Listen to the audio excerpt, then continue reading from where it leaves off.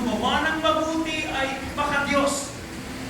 Sabi ng Biblia na kung saan tayo ay nilikha ng Panginoon to do good work. Ang ating paggawa ng mabuti ay dala ng ating pong response sa kanyang pag-ibig. Hindi tayo gumagawa ng mabuti para tayo maligtas. Hindi po. Kaya kung nakalata Ephesians, na kung saan tayo naliligtas dahil sa ating pananampalataya, sa kanyang grasya po, grasya ng Diyos, at tayo nananampalataya sa Kanya, at hindi sa ating mga gawa.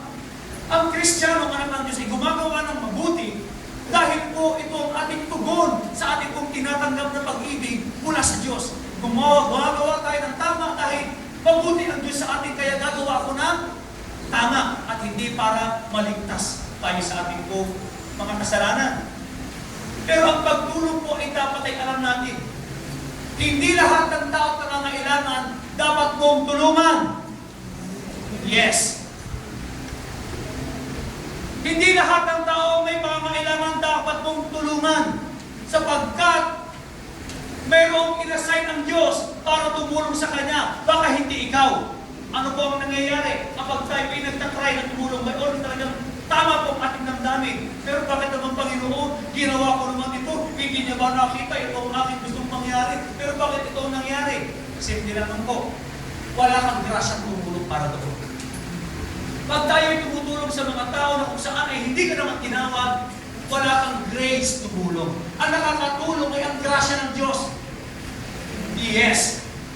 Ang bawat assignment, ang bawat pinagagawa ng Diyos, yan ay madali. Can you say amen? Ang lahat ng assignment mula sa Panginoon madali. Bakit po madali? Dahil sa lahat ng assignment mula sa ating Ama, merong kalakip na grasya ng Diyos. Kaya madaling gawin. Bakit humihirap ang bagay? Ginagawa mo yan dahil walang grasya ng Diyos sa buhay mo.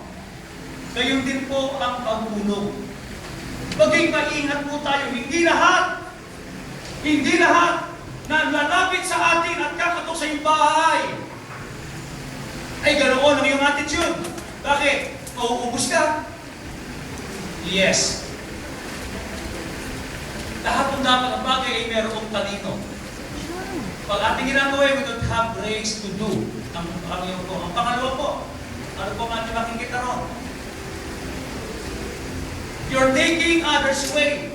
You might interfering with other people who are really called to help. Ikaw ay nag-i-interfere. Di ba, talagang iniibig ko siya na talagang aking compassion sa kanya, gayon na lamang. May good news po ako sa inyo, pakinggan niyo po ito. Mas alam ng Diyos, mas iniibig siya ng Diyos kaysa kung mag-ibig mo sa Kanya. Mas higit ang pag-aalala ng Diyos sa Kanya kaysa sa iyong pag-aalala sa Kanya. Dahil sa ganoon, ang Diyos meron ng nilaan. Pag siya ay tumawag sa Panginoon, merong tugon ng Diyos para sa Kanya.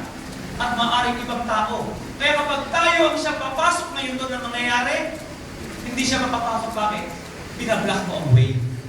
Ibig sabihin, obstruction ka. Kaya dapat sana na-solve ang problema ng tao, pero dahil ikaw ay pilit mo na kung saan ay tayo ay gagawa ng bagay na ito, hindi ngayon makapasok talaga yung taong may grace para tumulong. Ano mo ang nangyayari? You're being robbed of time.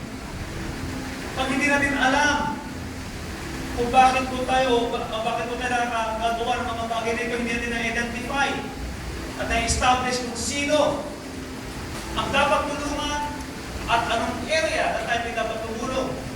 Pangatlo, you're being robbed of time, energy, and resources in doing the wrong thing.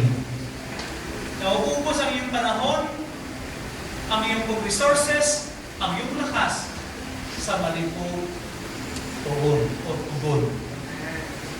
Paano po natin ngayon malalang pastor? Ibig sabihin ba, hindi na ako tutulong ka? Hindi po. Ang sabi ko po ay maging maingat. Amen? Maging maingat po. Paano po ito magagawa? Ito po ang dapat gawin. Number 1, be sensitive to the Holy Spirit's prompting. Paano mo nalaman na ikaw ang tinawag ng Diyos? Malalaman yung mga kapatid sa tugon ng Espiritu sa iyo. Malalaman mo yan. Pag galing sa Holy Spirit, ang daling tumulong. Amen. Amen? Ay, alam niyo pag ang Lord po ang siyang nangunguna, napakadaling gawin ang tulong. Yes. Amen. Amen. Bakit po? Dahil yan po ay nagmumula sa tugon o yung pong pakikiusap o yung pong ginagawang pagkilos ng Holy Spirit sa ating mga buhay. Maging sensitive po tayo. Magtanong lamang, Lord, Panginoon, ano bang aking gagawin? Tama ba ito? Ang Holy Spirit will lead you in all. Extend help where you are called to help. Pag-abot ka ng tulong kung saan tinawag ka ng kapitbahay mo o tinawag ka dahil kumatok sa'yo, hindi po. Mag-i-extend ka na yung tulong kapag you are called by God to help this particular tao.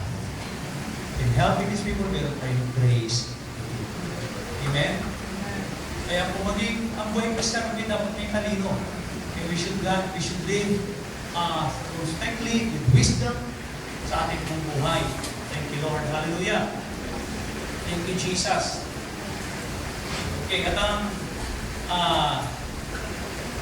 ang huli po. Thank you, Lord. Hallelujah. Amen. Basahin po natin. All together. 1, 2, 3.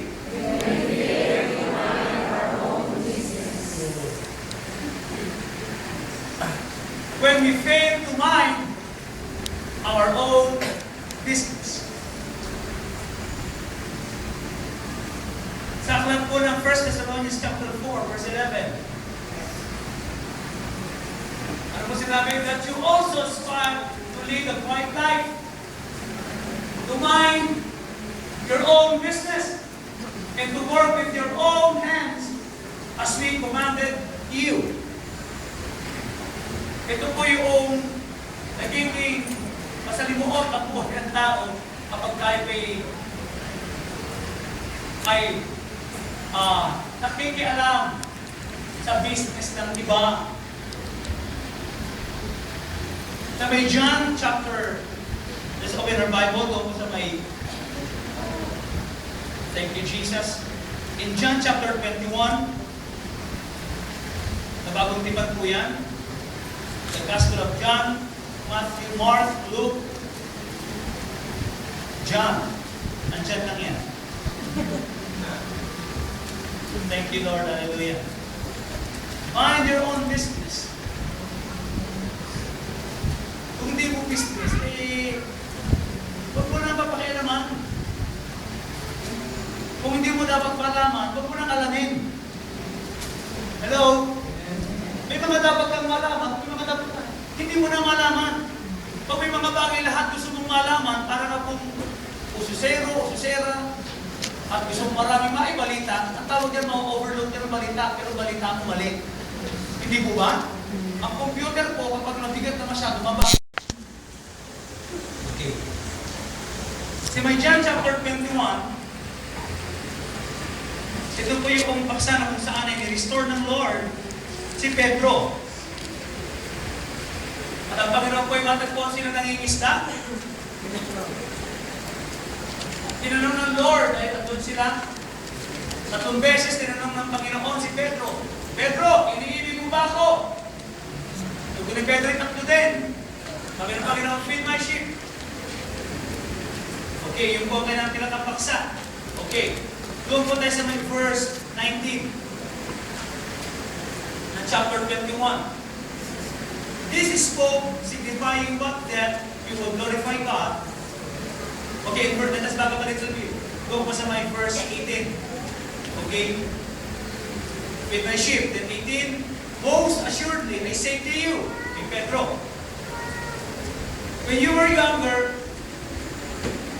you girded yourself and walked where you wish. But when you are old,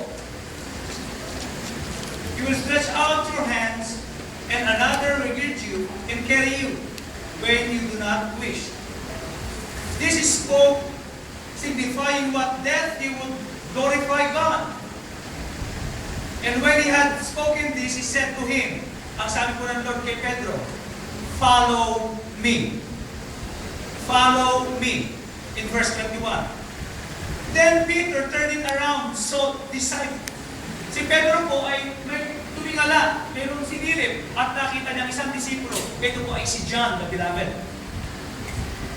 Ito po ang react na po ni Peter, whom Jesus loved, following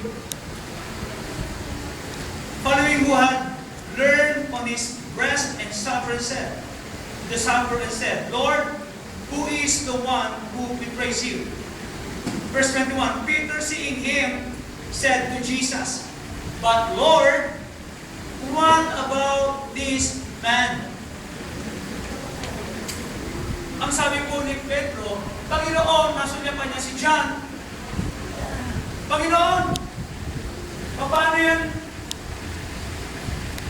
Mausap siya ng Lord. Pedro, sabi sa kanya ng Panginoon, yung pinagagawa ko tayo, follow me.